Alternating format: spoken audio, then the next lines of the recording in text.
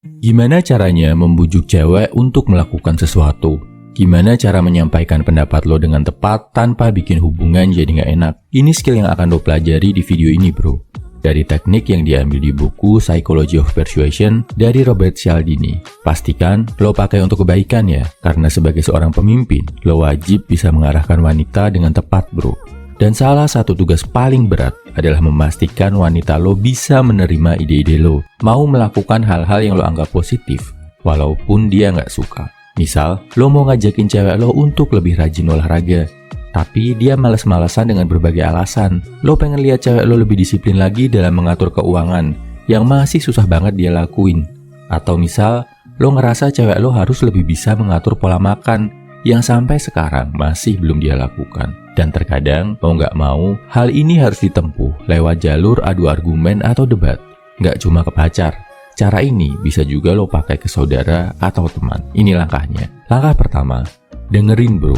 Terus tunjukin kalau lo paham sama kondisi dia. Kesalahan utama orang dalam membujuk orang lain, belum apa-apa, udah langsung maksa. Kadang, maksanya pakai ngomel-ngomel atau pakai marah-marah. Kalau digituin, pasti kita jadi kesal kan bro. Nah, ubah cara ini dengan dengerin dulu. Terus, lo tunjukin kalau lo paham kondisinya. Ini bikin lo terlihat sebagai sosok yang ada di pihak dia, bukan sebagai musuh yang mengancamnya. Contohnya gini, lo pengen cewek lo rajin olahraga, tapi dia selalu bilang gak punya waktu, sibuk, dan lain-lain. Lo tahu itu cuma alasan, karena faktanya si cewek sebenarnya cuma males. Pertama, biarin dia cerita dulu bro, kenapa dia gak pernah mau olahraga sampai sekarang. Setelah ceritanya selesai, lo bisa bilang gini, oke, gua paham nih, ternyata jadwal kamu penuh banget ya, pantesan agak sulit buat rutin olahraga. Langkah kedua, jangan ngotot dulu minta yang lo mau dari dia. Tunjukin kalau lo gak segan mengakui kesalahan. Kata saktinya, lo bisa pakai, mungkin gua salah ya. Ini kelihatannya lemah. Rasanya mungkin bikin lo jadi gak bisa mempertahankan pendapat. Tapi ini taktik perang bro. Mundur selangkah buat bikin dia lebih aman dan percaya sama lo. Habis itu, saat dia merasa aman, serang titik ini. Dalam kasus cewek yang gak mau olahraga tadi, lo bisa bilang, mungkin gua salah ya, maksa lo olahraga tanpa memperhatikan kesibukan kondisi lo. Habis itu, biarkan dia ngomong lagi.